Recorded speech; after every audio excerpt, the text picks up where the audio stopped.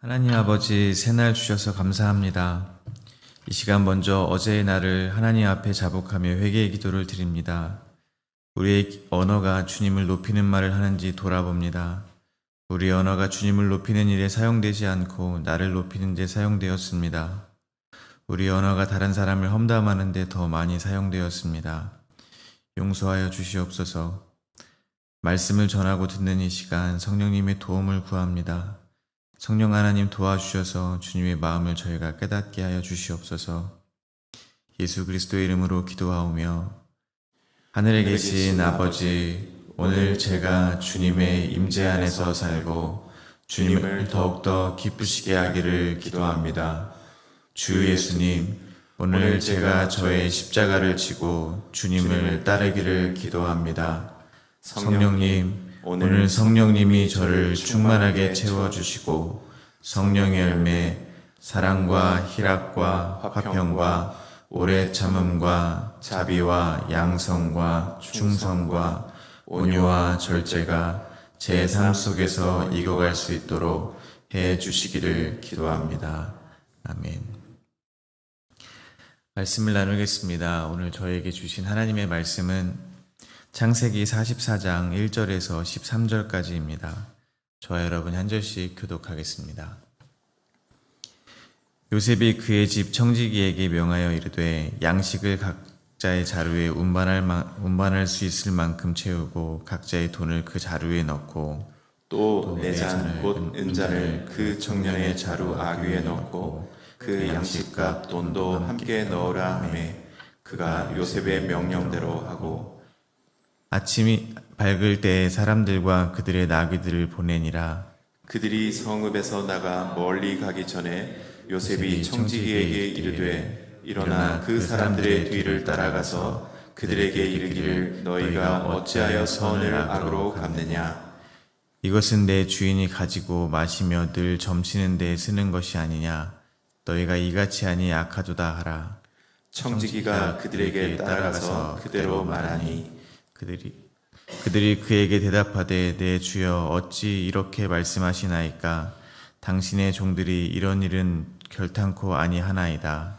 우리 자루에 있던 돈도 우리가 가나안 땅에서부터 당신에게로 가져왔거늘 우리가 어찌 당신의 주인의 집에서 은금을 도둑질하리이까. 당신의 종들 중 누구에게서 발견되든지 그는 죽을 것이요 우리는 내 주의 종들이 되리이다. 그가 이르되 그러면 너희의 말과 같이 하리라. 그것이 누구에게서든지 발견되면 그는 내게 종이 될 것이요 너희는 죄가 없으리라. 그들이 각각 급히 자루를 땅에 내려놓고 자루를 각기 푸니 그가 나이 많은 자에게서부터 시작하여 나이 적은 자에게까지 조사하매 그 잔이 베냐민의 자루에서 발견된지라. 함께 읽겠습니다. 그들이 옷을 찢고 각기 짐을 나귀에 싣고 성으로 돌아가니라. 아멘. 요셉은 베냐민을 데리고 다시 양식을 구하러 온 형제들에게 잔치를 베풀었습니다. 오늘 본문에서 요셉은 베냐민에게 누명을 씌우기로 작정을 합니다. 오늘 본문은 세 문맥으로 나누어 묵상하도록 하겠습니다. 첫 번째 문맥은 1절부터 3절입니다. 요셉이 형제들에게 누명을 씌우는 장면입니다. 두 번째 문맥은 4절부터 10절입니다. 요셉의 형제들을 쫓아가 요셉의 말을 전하는 청지기와 결백을 주장하는 형제들의 말이 기록되어 있습니다. 세 번째 문맥은 11절부터 13절입니다. 베냐민의 짐에서 은잔이 발견되는 장면입니다. 요셉은 아버지 야곱으로부터 베냐민을 데리고 돌아온 자신의 형제들에게 잔치를 베풀었습니다. 그런데 요셉은 형제들을 그냥 돌려보내지 않기로 결심한 것 같습니다. 오늘 본문 1절과 2절입니다. 요셉이 그의 집 청지기에게 명하여 이르되 양식을 각자의 자루에 운반할 수 있을 만큼 채우고 각자의 돈을 그 자루에 넣고 또 내 잔 곧 은잔을 그 청년의 자루 아귀에 넣고 그 양식값 돈도 함께 넣으라 하매 그가 요셉의 명대로 하고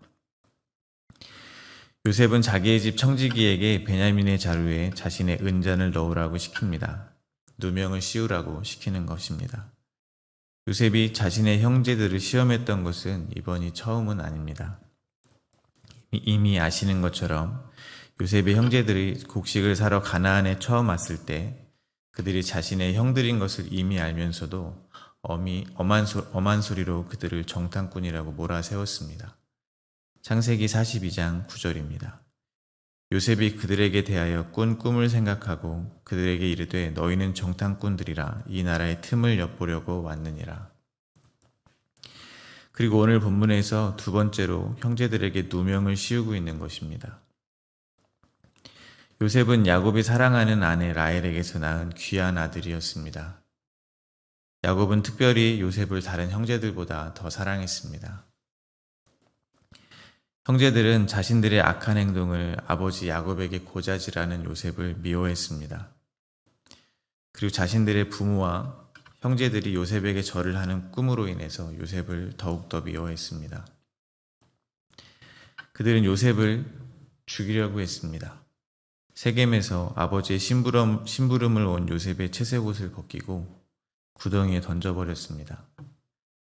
죽이려고 하다 르우벤이 만류했기 때문에 상인에게 팔아 넘겼습니다.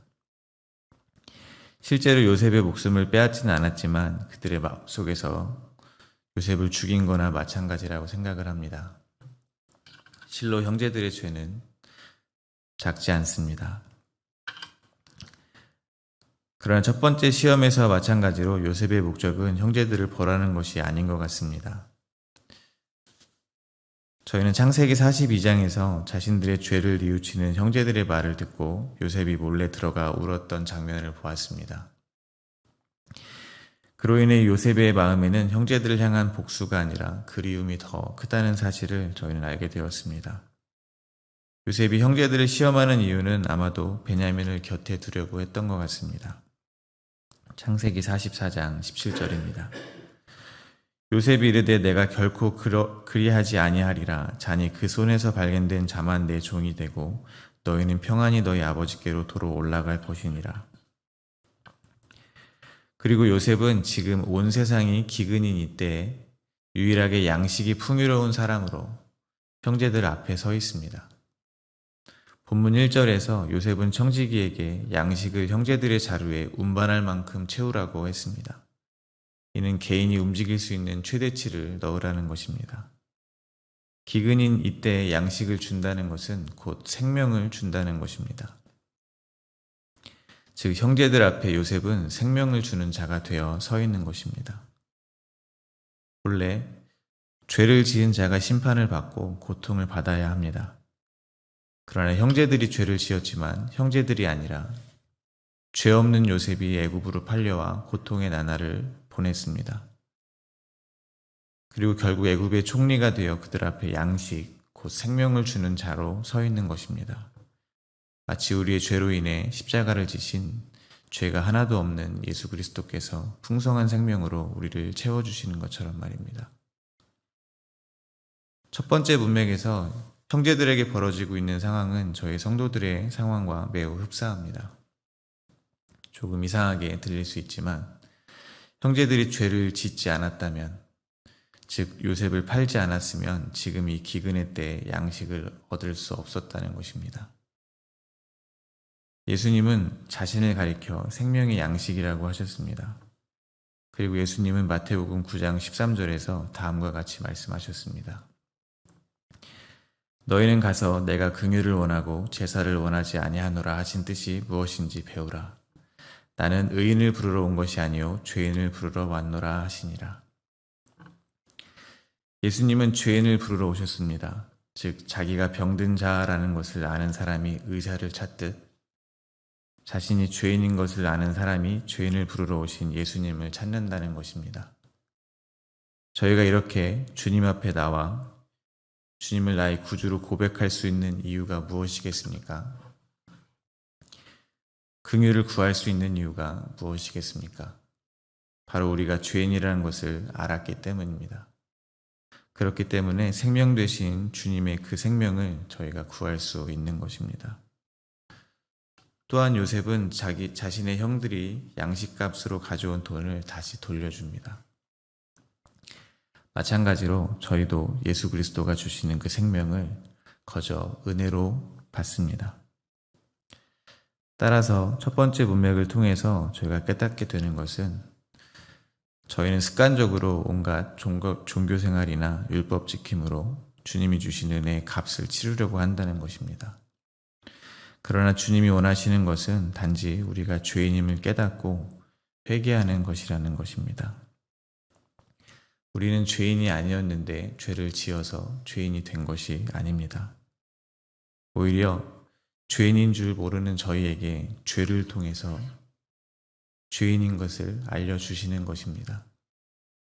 사실 지금의 상황은 자신의 목적을 위해서 아버지 야곱이 사랑했던 동생 요셉을 서슴없이 죽이려고 했던 형제들에게는 어쩌면 아버지가 사랑하는 또 다른 아들 베냐민도 손쉽게 없애버릴 수 있는 절호의 기회라고도 볼 수 있습니다. 그러나 오늘 본문 13절에서 형제들은 자신의 잘못을 뉘우치고 오히려 베냐민과 함께 애굽으로 돌아가는 변화된 모습으로 끝이 납니다. 그래서 오늘 본문에서 하나님께서는 요셉과 형제들의 이야기를 통해서 저희들에게 요셉이 자신의 높아진 지위를 이용해 형제들을 벌하는 것이 아니고 은잔을 훔쳤다는 누명이라는 시험을 통해 형제들의 뉘우치고 변화된 모습을 보여주고 계시다는 생각을 하게 됩니다. 이어서 두 번째 문맥입니다. 요셉은 청지기에게 그들을 쫓아가서 다음과 같이 말을 하라고 합니다. 4절에서 7절입니다. 그들이 성읍에서 나가 멀리 가기 전에 요셉이 청지기에게 이르되 일어나 그 사람들의 뒤를 따라가서 이르기를 너희가 어찌하여 선을 악으로 갚느냐 이것은 내가 내 주인이 가지고 마시며 늘 점치는 데에 쓰는 것이 아니냐 너희가 이같이 하니 악하도다 하라. 청지기가 그들에게 따라가서 그대로 말하니 그들이 그에게 대답하여 내 주여 어찌 이렇게 말씀하시나이까 당신의 종들이 이런 일을 결단코 아니하나이다. 요셉은 예전에도 형들의 죄를 아버지께 고발하는 자였습니다. 지금의 상황도 마찬가지입니다.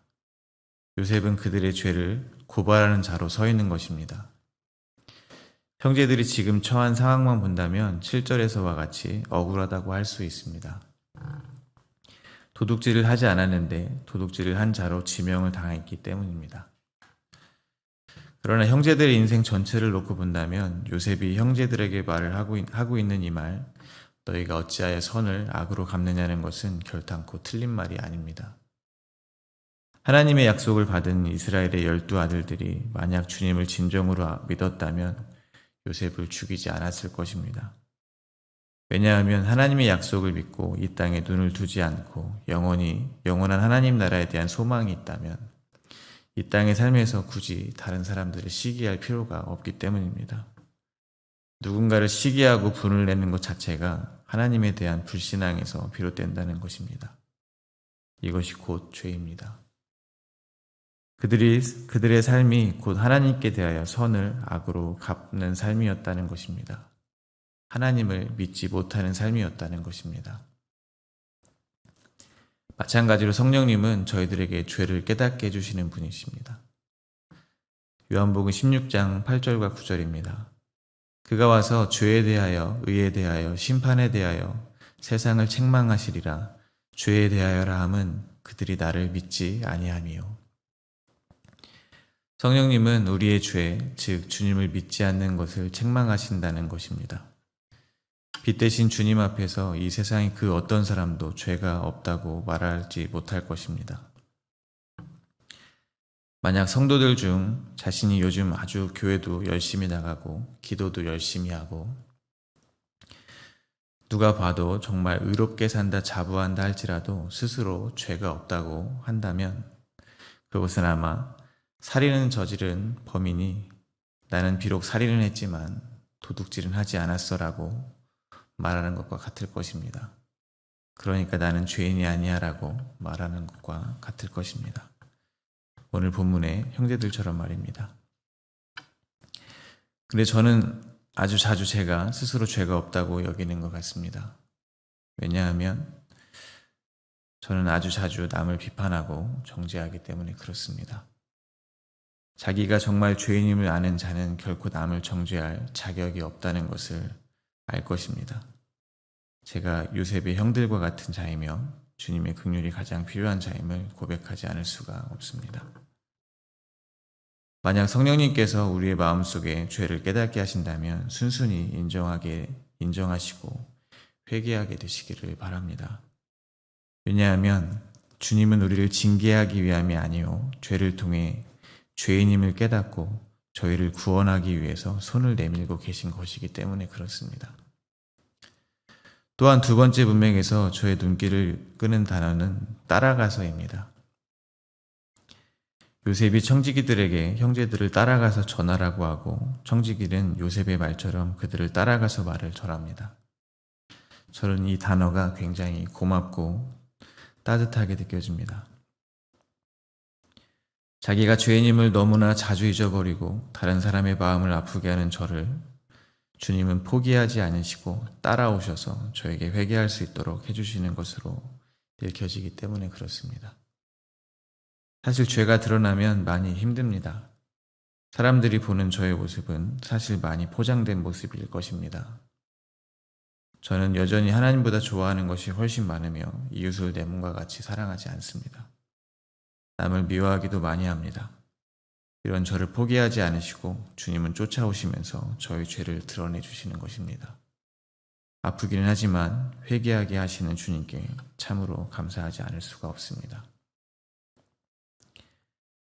그리고 여기에는 청지기가 등장합니다. 요셉의 말을 그대로 전하는 일을 하는 사람입니다. 여기에 등장하는 청지기의 역할을 조금 넓게 묵상을 해보면 이렇습니다. 요셉의 형제들은 청지기에게 그 말을 들었습니다.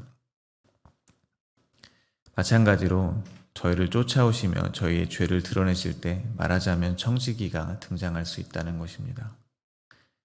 예를 들면 제가 스스로 평가하기를 나는 주님을 정말 사랑하는 사람입니다. 나는 정말 이웃을 사랑합니다. 그러면서 주님의 은혜가 더 이상 필요 없는 사람처럼 은근히 다른 사람들을 무시하고 교만하게 살아가는 것입니다. 그때 저를 괴롭히는 사람이 등장하는 것입니다. 이유가 있든지 없든지 부딪히고 제가 싫어하는 말만 하는 것입니다. 그로 인해서 마음에 미움과 분노가 싹이 틉니다. 아무리 교회에 가서 기도를 하고 가도 얼굴만 보면 화가 치밀어 오릅니다. 아니 생각만 해도 화가 나 있는 저를 발견하게 되는 것입니다. 그때 저는 아마 나는 그 누구도 사랑할 수 없는 사람이구나 하면서 여전히 주님의 긍휼이 필요한 자임을 깨닫게 될 것입니다. 이때 저를 괴롭힌 그 사람은 오늘 본문의 청지기와 같이 하나님께서 저를 회개시키기 위한 일종의 도구로 역할로 쓰임을 받았을 뿐이라는 것을 알아야 한다는 것입니다. 그렇다면 그가 더 이상 미울 이유는 없게 되는 것입니다. 만약 지금 이 시간 저희 인생 가운데 그러한 사람들이 주변에 있다면 더 이상 그들을 미워하지 않게 되기를 바랍니다. 저희 인생의 주권이 하나님께 있음을 믿으시고 지금 저희의 모든 시간이 나를 깨우치시는 주님의 은혜 가운데 있는 것임을 깨닫고 모든 미움과 다툼에서 풀려나게 되시기를 소망합니다. 이어서 마지막 세 번째 문맥입니다. 11절부터 13절입니다. 그들이 각각 급히 자루를 땅에 내려놓고 자루를 각기 푸니 그가 나이 많은 자에게서부터 시작하여 나이 적은 자에게까지 조사하매 그 잔이 베냐민의 자루에서 발견된지라. 그들이 옷을 찢고 각기 짐을 나귀에 싣고 성으로 돌아가니라. 동생 요셉의 채색 옷을 찢었던 형제들이 드디어 자신의 옷을 찢었습니다. 그들은 이제 예전의 모습과 달라졌습니다. 요셉의 형제들은 자신들 중 은잔이 발견되는 자는 당연히 죽고 다른 형제들도 종이 되겠다고 자청하며 결백을 주장했습니다. 그러나 청지기는 분명히 말을 전합니다. 오늘 본문 10절에서 그것이 누구에게서든지 발견되면 그는 내게 종이 될 것이요 너희는 죄가 없으리라.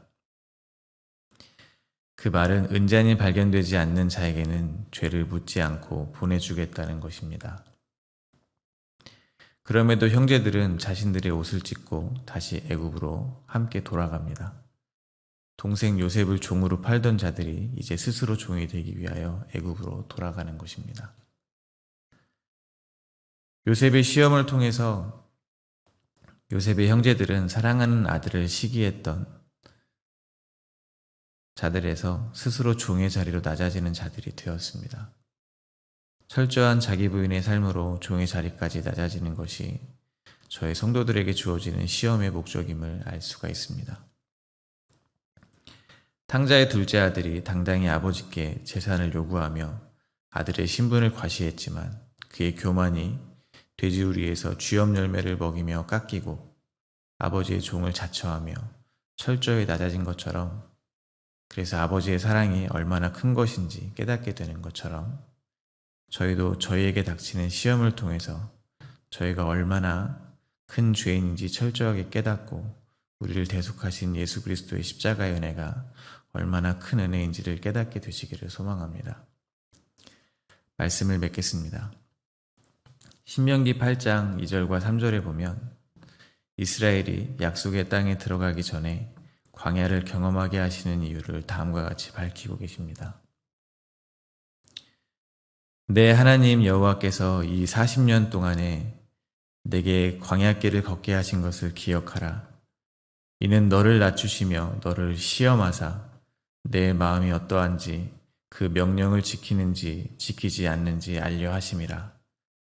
너를 낮추시며 너를 줄이게 하시며 또 너도 알지 못하며 내 조상들도 알지 못하던 만나를 먹이신 것은 사람이 떡으로만 사는 것이 아니요 여호와 입에서 나오는 모든 말씀으로 사는 줄을 내가 알게 하려 하심이라. 저와 같은 성도의 삶에 기근이 닥치고 시험이 몰려올 때 오히려 그 순간이 하나님 아버지께서 우리의 삶에 손 내밀고 계신 것이라는 것을 알게 되기를 저희는 바랍니다. 그래서 이제는 먹고 살 떡을 위해서만 주님의 이름을 찾는 것이 아니고 진짜 양식인 여호와 입에서 나오는 말씀을 위해 기도하시는 오늘 하루가 되시기를 소망합니다.